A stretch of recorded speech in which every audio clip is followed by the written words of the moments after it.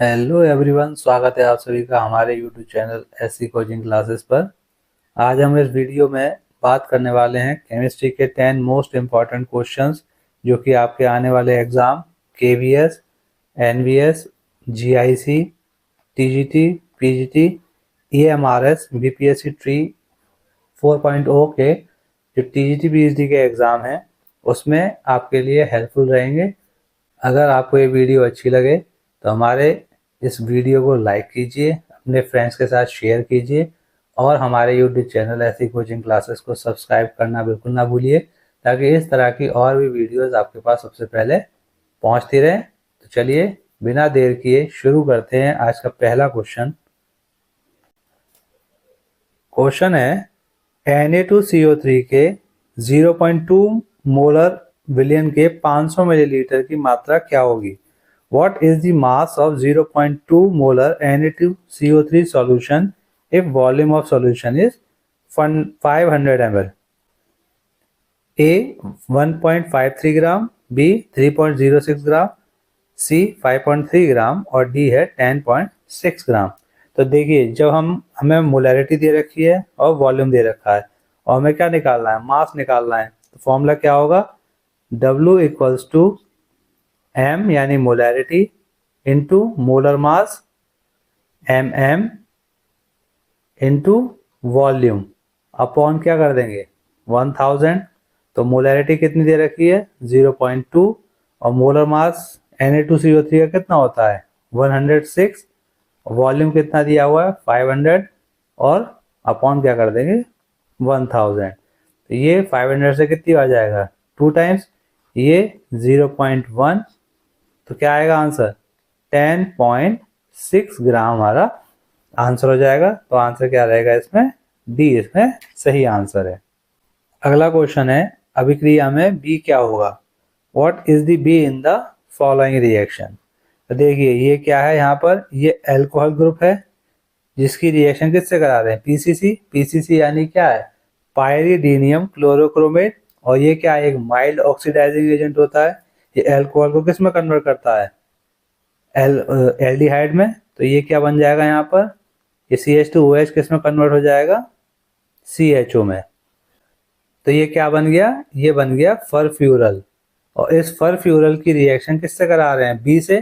तो हमें क्या मिल रहा है, ये CHO ग्रुप किस में चेंज हो रहा है अल्कोहल में और कार्बोक्सिलेट में हो रहा है, यानी इसका क्या हो रहा है एल्डिहाइड का एक बार ऑक्सीडेशन हो रहा है और एक बार रिडक्शन हो रहा है। और ये कहाँ होता है कैनिजारो रिएक्शन में। और कैनिजारो रिएक्शन क्या होती है, ऐसे एल्डिहाइड जिनके पास अल्फा हाइड्रोजन ना हो वो क्या करते हैं कंसंट्रेट बेस की प्रेजेंस में क्या देते हैं, एक ऑक्सीडाइज प्रोडक्ट देते हैं और एक रिड्यूस प्रोडक्ट देते हैं। यानी यहाँ पे क्या होता है डिसप्रपोर्शियोनेशन रिएक्शन होती है। तो हमने क्या बताया बेस होना चाहिए, वो भी कौन सा होना चाहिए कंसंट्रेट। तो यहाँ पर इसका आंसर क्या हो जाएगा बी। बी क्या है कंसंट्रेट NaOH। तो कंसंट्रेट NaOH की उपस्थिति में ये किस में कन्वर्ट हो जाएगा अल्कोहल और कार्बोक्सिलेट में। क्लियर। अगला प्रश्न है कौन सा संबंध विलयन के परासरण दाब को दर्शाता है? Which formula shows relation for osmotic pressure of solution? तो ऑस्मोटिक प्रेशर का फॉर्मूला क्या होता है पाई इक्वल्स टू CRT। तो क्या होगा पाई अपॉन C किसके बराबर हो जाएगा RT के। तो इसमें आंसर क्या हो जाएगा डी यहाँ पर सही हो जाएगा। क्लियर। अगला प्रश्न है पानी की स्थायी कठोरता को हटाने के लिए कौन सी विधि सही नहीं है? क्या है सही नहीं है? The one that is not suitable method for removal of permanent hardness of water. A Na2CO3 से क्रिया, काल्गन विधि, क्लार्क विधि या आयन एक्सचेंज विधि। तो देखिए स्थायी कठोरता को हटाने के लिए क्या यूज होता है ट्रीटमेंट विद Na2CO3, काल्गन मेथड और आयन एक्सचेंज मेथड का हम क्या करते हैं यूज करते हैं रिमूवल ऑफ परमानेंट हार्डनेस या स्थायी कठोरता को हटाने के लिए।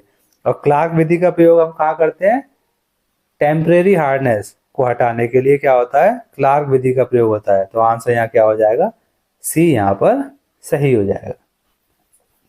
अगला प्रश्न है किसी भी गैल्वेनिक सेल में लवण सेतु को हटा देने पर सेल का वोल्टेज होगा। What is the voltage of galvanic cell if we remove salt bridge? शून्य हो जाएगा, धीरे धीरे घटता है, तीव्र गति से बढ़ता है या अपरिवर्तित रहता है।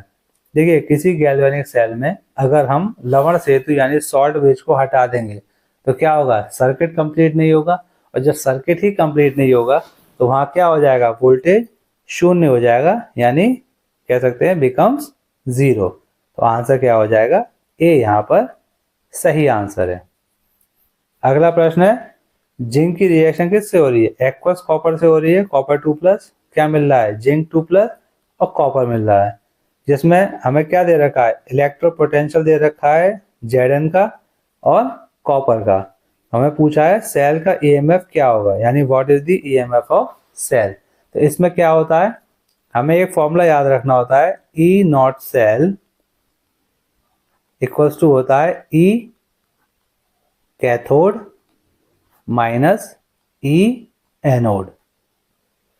तो कैथोड पे क्या हो रहा होता है? ऑक्सीडेशन। तो ऑक्सीडेशन किसका हो रहा है? जिंक का हो रहा है। तो ये कहाँ पे आएगा? ई एनोड हो जाएगा। एनोड पे क्या होता है? ऑक्सीडेशन। और कैथोड पे क्या होता है? रिडक्शन होता है। और कॉपर का यहाँ क्या हो रहा है? रिडक्शन हो रहा है। तो क्या होगा? ई कैथोड क्या है? 0.34, ये माइनस, और एनोड कहाँ पे क्या हो रहा है? ऑक्सीडेशन। तो यहाँ हम क्या लिखेंगे? -0.76। तो आंसर क्या हो जाएगा? 1.10 वोल्ट हमारा आंसर हो जाएगा। तो आंसर क्या है इसका? ए यहाँ पर सही आंसर है। क्लियर? अगला प्रश्न है, निम्न में से किस अणु के लिए द्विध्रुव आघूर्ण शून्य होगा? Which molecule have zero dipole moment? तो यहाँ पर ए क्या है? पैरा हाइड्रोक्सीफिनॉल, बी है पैरा डाइक्लोरोबेंजीन, सी है अमोनिया, और डी क्या है? वाटर। तो इसमें बी पैरा डाइक्लोरोबेंजीन, यहाँ पर क्या होगा? डायपोल मोमेंट क्या हो जाएगा? 0 हो जाएगा। और यहाँ पर अगर हम देखें तो इस OH का जो रियल स्ट्रक्चर होता है वो कुछ ऐसा होता है, जिसकी वजह से यहाँ पर ये लग रहे हैं कि ये अपोजिट में है, लेकिन ये यहाँ पर जो म्यू है यानी डायपोल मोमेंट वो नॉट इक्वल टू 0 होता है। अमोनिया का तो क्या होता है? डायपोल मोमेंट 0 नहीं होता, और ना वाटर का होता है। तो हमारा आंसर क्या हो जाएगा? डायपोल मोमेंट 0 किसका होगा? पैरा डाइक्लोरो बेंजीन का, यानी बी हमारा सही आंसर है। क्लियर?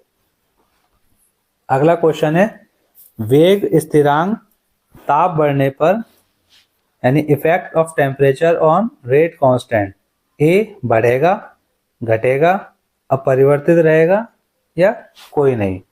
तो देखिए, वेग स्थिरांक यानी कि के अकॉर्डिंग टू आर्हेनियस इक्वेशन क्या फॉर्मूला होता है? लॉग ए माइनस ई ए ओवर 2.303 आर टी। तो लॉग के और टी में क्या रिलेशन होता है? इनवर्सली प्रोपोर्शनल होता है, लेकिन ये कैसी वैल्यू है? नेगेटिव वैल्यू है।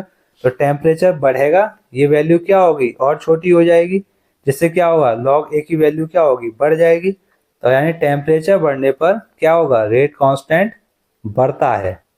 क्लियर? तो हमारा आंसर क्या हो जाएगा? ए यहाँ पर सही आंसर होगा। अगला क्वेश्चन है, ट्वाइस H2O2 से क्या मिल रहा है? 2H2O और O2। हमें क्या बताना है? यह अभिक्रिया है। This reaction is 0 order, first order, second order या थर्ड ऑर्डर? देखिए, H2O2 का डिकम्पोजिशन, जिससे हमें वाटर मिलता है, ऑक्सीजन मिलता है, वो क्या होती है? प्रथम कोटि यानी फर्स्ट ऑर्डर की रिएक्शन होती है। ये फैक्ट बेस्ड क्वेश्चन है, आपको ये सिर्फ रटनी पड़ेगी। ठीक है? तो इसका आंसर क्या हो जाएगा? First order. अगला क्वेश्चन है, PS फर्स्ट यानी फोटो सिस्टम फर्स्ट कहाँ उपस्थित होता है? थाइलेकॉइड झिल्ली की भीतरी परत, थाइलेकॉइड झिल्ली की बाहरी परत, स्टोमेटा या नन? तो इसका आंसर क्या होता है? इसका आंसर है बी, थाइलेकॉइड झिल्ली की बाहरी परत में क्या होता है? Photo system